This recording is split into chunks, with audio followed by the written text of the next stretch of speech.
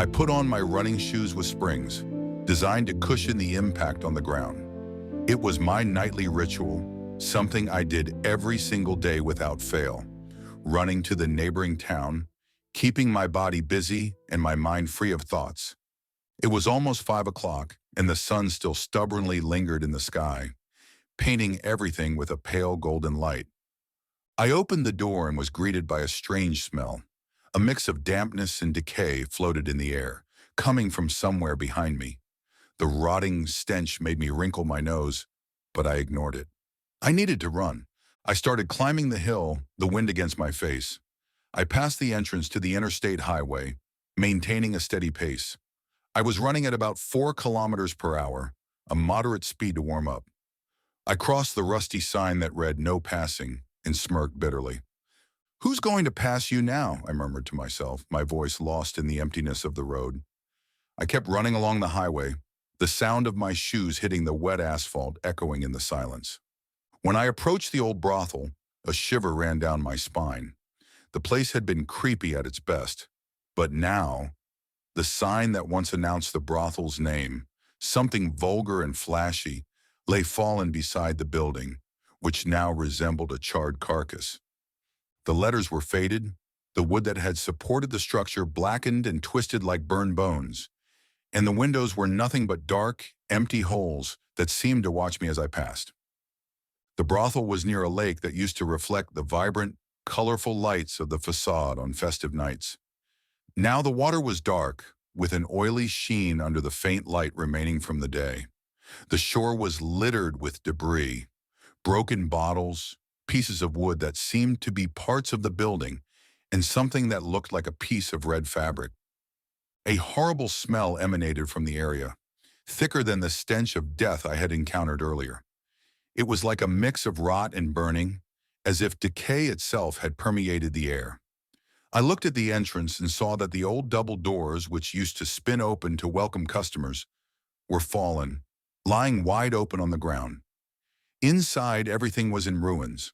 Overturned tables, broken chairs, and what appeared to be dark stains on the floor and walls. Climbing the next hill, I spotted the reservoir of an abandoned property. The silence there was oppressive, broken only by the distant sound of thunder. The old farmhouse loomed like a ghostly shadow in the landscape. The main house was partially collapsed with loose planks creaking in the wind, and the windows, which had once reflected life within, were now empty, like soulless eye sockets. As I got closer, the smell of death grew stronger. In the yard, a man lay near the porch, his face covered in dried blood, flies buzzing around him. His glazed-over eyes seemed fixed on a point in the horizon that no longer existed. The ground around him was marked by erratic footprints and dark stains, as if someone had fought to survive there. Some children's toys were still scattered across the dead lawn, creating a disturbing contrast to the scene of destruction. The trees around swayed in the wind, their branches like thin arms pointing toward the now cloud-covered sky. In the stable, a few dead animals lay sprawled. The cow, still with blood on its muzzle, seemed to have collapsed recently. The horses lay beside it, their swollen bodies exuding that now all too familiar stench of decay. However, amidst this scene of horror, one pig was still alive, wandering among the corpses with hesitant steps, as if searching for a reason to be there. A few chickens pecked at the ground indifferently, their feathers stained with mud and blood.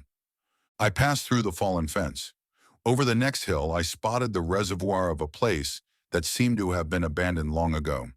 The farmhouse appeared in the distance, shrouded in an ominous gloom.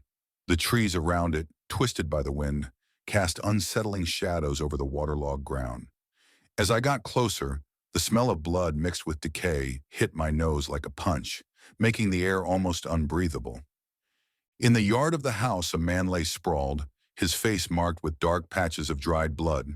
His lifeless eyes stared up at the sky, as if searching for an answer that never came. The wooden porch creaked in the wind, and the door hung from its last nails, swaying slowly like a clock marking the end of time. I moved forward and passed a truck stuck in the mud. The engine was off, and the vehicle looked as though it had been swallowed by the earth. Inside the cab, a man was slumped over the steering wheel, motionless. The putrid stench emanating from it was suffocating, but I no longer afforded myself the luxury of being bothered. I ran further, my footsteps echoing on the straight road leading me to the next town. As I passed by a motel, it stood empty. The neon sign, which had likely once flickered incessantly, was dark and covered in soot. On the ground, bodies were scattered, prostitutes lying awkwardly, as if felled by an invisible force. The abandoned cars around the area told another story, a desperate escape, cut short before reaching its destination. The vehicles now came from the opposite direction, as if everyone was fleeing the city I had just left behind. The stench of decay permeated the air, a smell I was beginning to accept as part of my new reality. The sky grew darker, illuminated only by distant lightning. The stars, now almost fully visible, shone over the dead city. There were no more electric lights, no signs of life. A flash of lightning revealed the body of a small child, no older than 5, lying next to her mother. They were holding each other, as if trying to protect one another until the very last moment. Just 1 month, a single month, and everything was gone. There weren't many people left now, perhaps no one but me. I thought about it as memories flooded my mind. I remembered school before everything shut down for good. I thought of my girlfriend, my friends, all dead, their families too. Why am I still alive? That question echoes in my head every day. Why me? Why didn't I die along with them? Along with everyone else? The Red Plague took everything but left me here, alone, wandering through this open-air cemetery. As I run down this deserted road, my mind keeps revisiting the past, as if to torture me. I remember what the world was like before it all collapsed. Streets full of people, smiles, laughter. I remember going to school, complaining about classes, but secretly enjoying the routine. My friends, the small things that made me feel alive. My girlfriend, I remember her. I remember what it felt like to hold her hand, hear her laugh, feel the warmth of her embrace. Now all that's left of her is a memory that cuts like a knife buried deep in my chest. My friends, Matthias, the one I used to joke around with, watch people at the mall, crack dumb jokes. We laughed like the world could never end. My mother, she died in my arms on the 22nd. That day is etched into me like a scar that will never fade. I held her as she drowned in her own blood, swollen, her eyes red and blind. Unable to see me one last time, she tried to say something, but the words got stuck, and then she was gone. I can't shake the feeling of her body growing cold in my arms. I remember how happy we were with so little. I remember afternoons at the mall, eating McDonald's and people watching, everyone busy with their normal lives. I remember the conversations, the jokes, the sound of children laughing, the music playing in the stores, the smell of coffee and burgers. Now all of it feels like a distant dream, something that was never real. I even miss the things I once found annoying, the lines, the traffic jams, the bills. I'd give anything to have a life where those were my biggest concerns again. Now all I have is silence. A silence broken only by the sound of my own footsteps and the wind carrying the stench of death. It's as if the whole world is frozen, stuck in a single moment. 1 month, just 1 month, and it was all over. The world, which took centuries to build, collapsed in weeks, and I was left here to watch it all end. Heavy clouds rolled above me, dense and full of rain, occasionally lit by lightning streaking across the horizon. The smell of wet earth began to mix with the stench of decomposition, creating a suffocating sensation. The wind howled around me, cold and damp, as if trying to push me away from this place. Thunder rumbled in the distance, drawing closer, like the footsteps of an invisible giant. When the first drop fell on my face, it was almost a relief, a reminder that the world still had something alive, something not consumed by the plague. The rain came suddenly, strong and relentless, drenching everything within seconds. The lightning illuminated the field around me, revealing a landscape that seemed ripped straight from a nightmare. Bodies were scattered everywhere, lying in random positions, as if the world had frozen at the moment of its greatest tragedy. Some were still in abandoned cars. Others sprawled on the ground where death had caught up to them. Water ran over the corpses, washing away dust and blood, but it couldn't erase the smell. That smell. No matter how much time passed, I knew I'd never forget it. I kept running, feeling the heavy rain pounding against my clothes and skin, while my thoughts drifted back to things that now seemed impossible. I'd give anything to be home, on a normal day, eating a poorly made burger from some random diner, accompanied by greasy fries. Ice cream. How I miss ice cream. That feeling of cold sweetness melting on your tongue, dripping slowly as you try to savor every second. I'd give anything for ice cream right now. Or even something simpler, a glass of clean, drinkable water straight from the tap. Water that didn't taste like rust or death. I wondered what it would be like to sit in my room, playing video games, with the soft glow of the screen lighting up the space, and the internet. I remember how annoyed I used to get when it went out for a few seconds. Now I'd trade my life to hear that annoying sound of a notification ping on my phone, any sign that the world still existed outside my head. Electricity was another thing I'd taken for granted.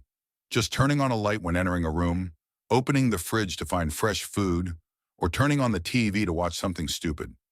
All of that had seemed so small before, but now it was an unattainable luxury. The rain kept falling, heavier and heavier, as I looked up at the sky. Lightning flashed again, and more bodies appeared on the horizon.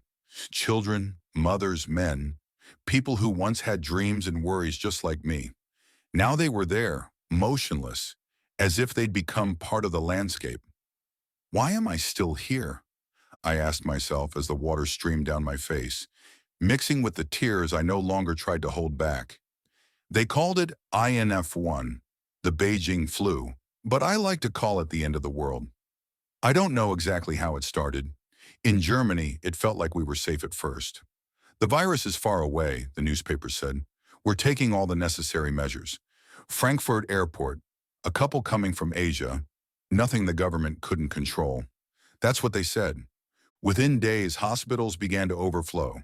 It was like an invisible storm sweeping through entire cities. Berlin fell first, like a tree rotted from the roots. Suddenly, the streets were empty, except for ambulance sirens and muffled screams from behind windows. No one wanted to leave their homes, but it didn't matter. INF1 didn't need you to be close to others. It found you anyway. Bavaria, where I am now, was no different. The flu came like a shadow, silent at first, then brutal. Stores emptied, schools closed. Train stations became packed with people trying to escape, to where no one knew. I saw entire families crammed into train cars, coughing, unaware they were carrying death with them. The virus was relentless. Symptoms started like an ordinary cold, a mild fever, a cough you'd ignore any other time. But within hours, people began drowning in their own blood. I saw my mother die like that, in my arms, her face swollen, her eyes red, blind, as if her own body had turned against her. Doctors disappeared first. Some died trying to save others. Others simply vanished, maybe fleeing. I don't blame them. Who could stand against this? Germany had disaster plans, of course. We always did. Protocols for everything, from terrorist attacks to pandemics. But INF1 laughed in the face of all of them. There was no way to track something spreading so quickly, no way to stop something that killed before you even knew you were infected. I remember the last time I watched the news. The anchor was a shadow of her former self, coughing between sentences as she read the numbers. 17 million dead in Europe. The government has declared a national state of emergency. Then the broadcast cut off. It never came back. Now, Germany is nothing but a corpse. An entire country turned into an open-air graveyard. The cities that once pulsed with life are deserted, filled only with abandoned cars and bodies slumped in the back seats.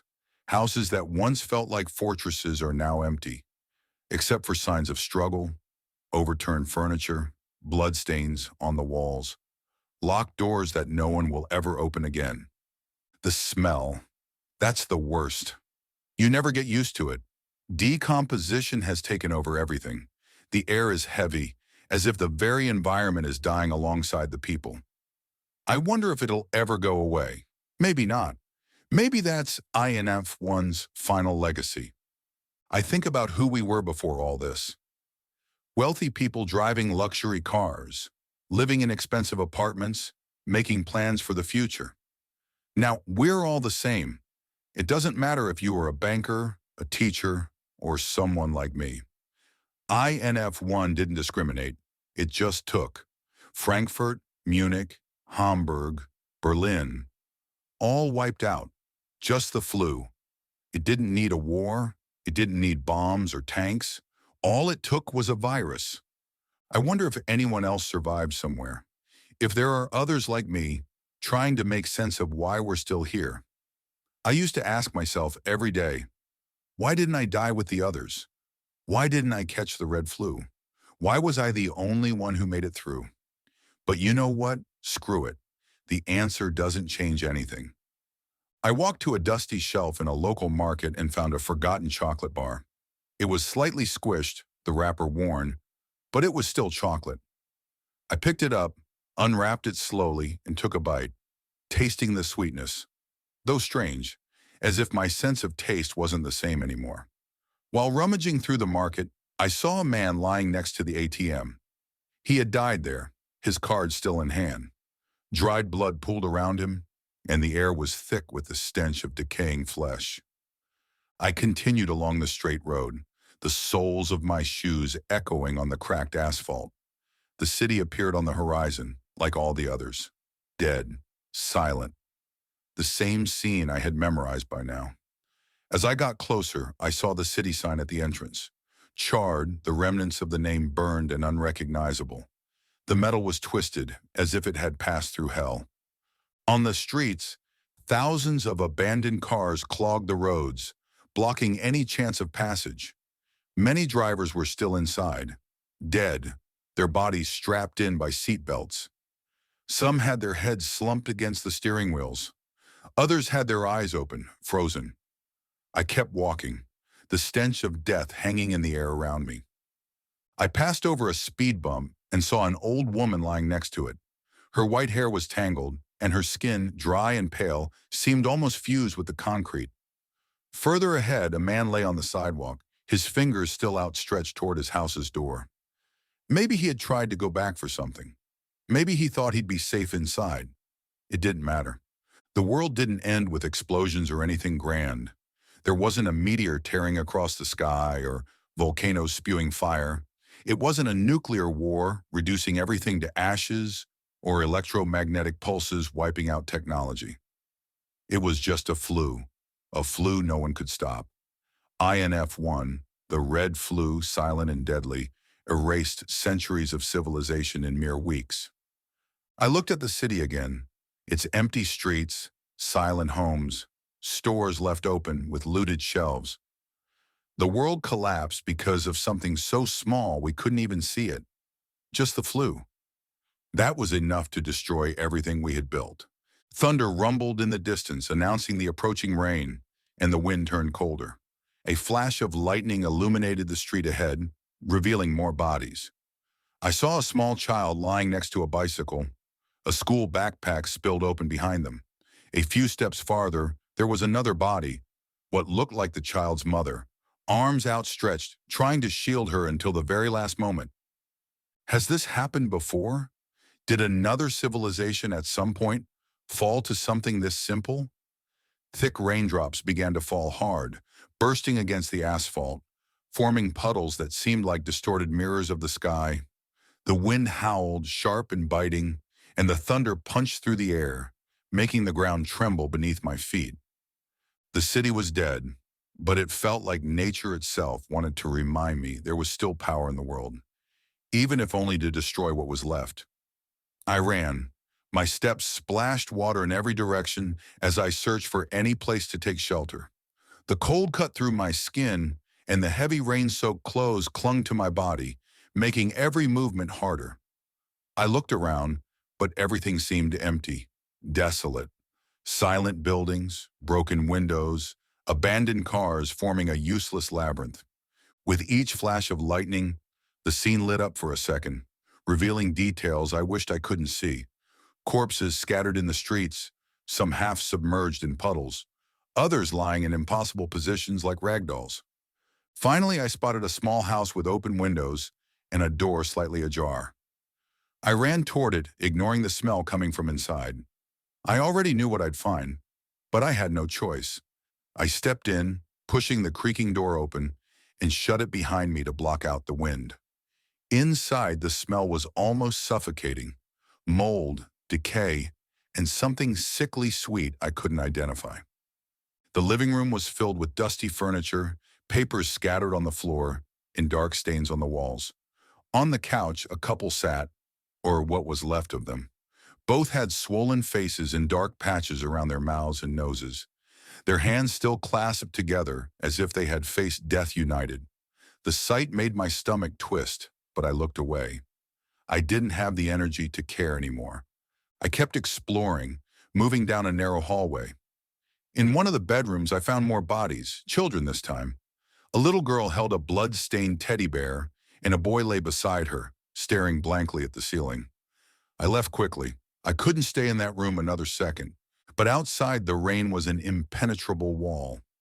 Lightning illuminated the broken windows, and the thunder was so loud it felt like it shook the house's walls. I sat on the kitchen floor, leaning against an old refrigerator, trying to ignore the constant dripping sound from the countless leaks in the ceiling. My stomach growled, and hunger felt like a knife lodged in my body. I looked around, my eyes adjusting to the dim light. Then I saw it, the fridge. I crawled to it, my hands trembling from the cold and anxiety. I yanked the door open, and the smell that poured out was almost as bad as the one in the living room. Rotten food, spoiled meat, and liquid remnants pooling at the bottom. Even so, I kept searching. Among the empty packages and moldy containers, I found something that felt like a miracle, a can of soup, still sealed. My fingers gripped the can like it was gold. I checked the expiration date. It was good until next year. I laughed to myself, a dry, strange sound, because who cared about expiration dates now?